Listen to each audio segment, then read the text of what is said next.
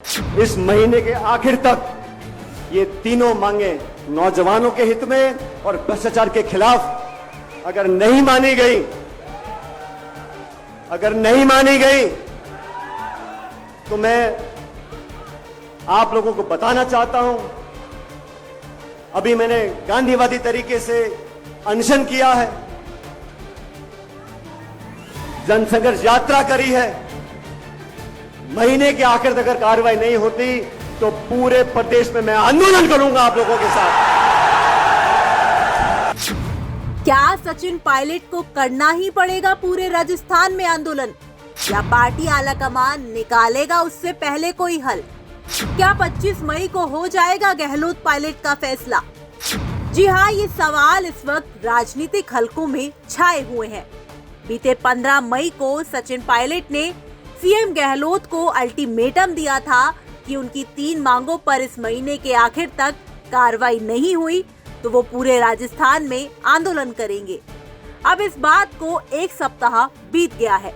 इस मामले में सीएम गहलोत ने कोई पहल तो छोड़िए, बल्कि उन्हीं के गुट के विधायकों ने ये तक कह डाला कि सीएम गहलोत ने भ्रष्टाचार पर पूरी तरह से कार्रवाई की है। अब सवाल यही कि यदि सीएम गहलोत ने पायलट की मांगों पर कोई कार्रवाई नहीं की तो क्या पायलट को एक बार फिर से अपनी ही सरकार के खिलाफ मैदान में उतरना होगा?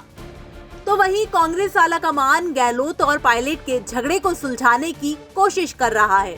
आलाकमान के निर्देश पर कांग्रेस के तीनों सहप्रभारी अपने अपने जिलों में जाकर कार्यकर्ताओं का मन टटोलने की कोशिश कर रहे हैं। ये सहप्रभारी कांग्रेस आलाकमान को 25 मई को अपनी रिपोर्ट सौंपेंगे। शायद इस रिपोर्ट के आधार पर ही 25 मई को कांग्रेस आलाकमान गहलोत और पायलट पर कोई फैसला लेगा। शायद इसलिए ही कांग्रेस प्रभारी सुखजिंदर सिंह रंधावा के सुर भी अब बदलते नजर आ रहे हैं।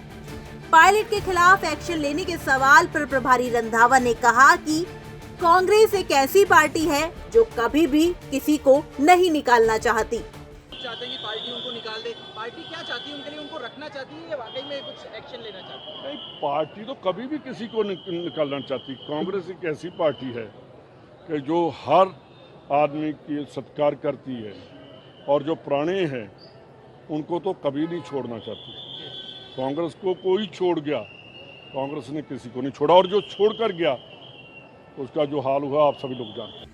कर्नाटक में कांग्रेस ने सभी कार्यकर्ताओं को आपस में जोड़कर चुनाव लड़ा। इस एकता ने ही पार्टी को वहां बम्पर जीत दिलाई। अब कांग्रेस आलाकमान राजस्थान में भी इसी तरीके से चुनाव लड़ना चाहेगा, और इसके लिए जरूरी है कि राजस्थान में गहलोत और पायलट का झगड़ा खत्म हो। लेकिन अब पायलट भी थमने वाले नहीं है। मई खत्म होने से पहले यदि पायलट की मांगों पर कार्रवाई नहीं हुई तो पार्टी को भी इसका नुकसान उठाना पड़ सकता है। अब देखना दिलचस्प होगा कि पायलट की मांगों को लेकर कांग्रेस आलाकमान कैसे और कब तक सुनवाई करता है। आपको क्या लगता है कि क्या सचिन पायलट को कांग्रेस मना लेगी, या पायलट को आंदोलन की राह ही चुननी पड़ेगी? हमारा कमेंट बॉक्स आपके लिए खुला हुआ है।